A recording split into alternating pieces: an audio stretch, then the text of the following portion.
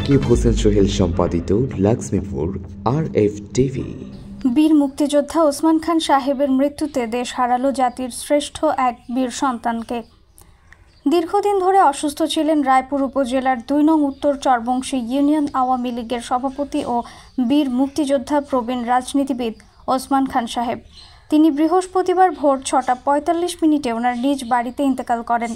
ইন্না লিল্লাহি ওয়া ইন্না ইলাইহি রাজিউন। তার মৃত্যুতে দেশ হারালো জাতির শ্রেষ্ঠ এক বীর সন্তানকে। তার মৃত্যুর সংবাদ ছড়িয়ে পড়লে এলাকায় শোকের ছায়া নেমে আসে। তাকে শেষবারের মতো দেখার ও বিদায় জানাতে ১৯৭১-এর রণাঙ্গনের সহযোদ্ধারা সহ বিভিন্ন শ্রেণী পেশার মানুষ তার জানাজায় অংশগ্রহণ করেন। বৃহস্পতিবার বাদ আসর খাসেরহাট জামে মসজিদ মাঠে যথাযথ কর্তৃপক্ষের উপস্থিতিতে রাষ্ট্রীয় মর্যাদায় জানাজা অনুষ্ঠিত হয়েছে। এ সময় প্রাথমিকভাবে তাকে গার্ড অব অনার প্রদান করা হয়।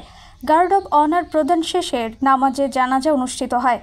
জানাজার শেষে পারিবারিক কবরস্থানে তাকে দাফন করা হয়। মৃত্যুকালে তার বয়স হয়েছিল ৭৫ বছর। মৃত্যুকালে তিনি ৩ ছেলে ও ২ মেয়ে রেখে যান। পরিবার সূত্রে জানা যায়, রাজনৈতিক বর্ণাঢ্য জীবনে তিনি তেজগাঁও পলিটেকনিক্যাল কলেজের ৬৯-এর ছাত্রলীগ নেতা এবং ৭ই মার্চ বঙ্গবন্ধুর ভাষণে উপস্থিত ছিলেন।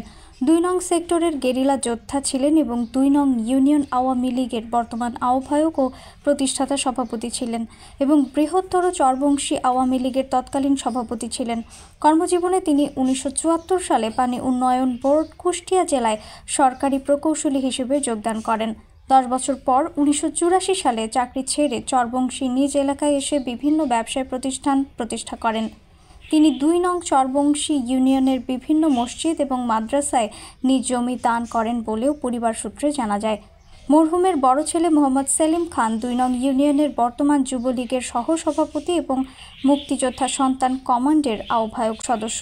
মরহুমের মেজ ছেলে সোহেল খান ২ নং উত্তর চরবংশী ইউনিয়ন যুবলীগের যুগ্ম সাধারণ সম্পাদক এবং পাশাপাশি পারিবারিক ব্যবসা প্রতিষ্ঠান দেখাশোনা করেন। মরহুমের ছোট ছেলে জসিম খান রাজীব অগ্রণী ব্যাংক পানপাড়া শাখার ম্যানেজার হিসেবে কর্মরত রয়েছেন।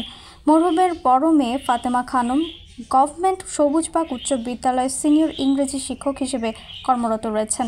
ছোট মেয়ে সালমা খানম ঢাকা গুলশানে স্বামীর বাড়িতে বসবাস করেন।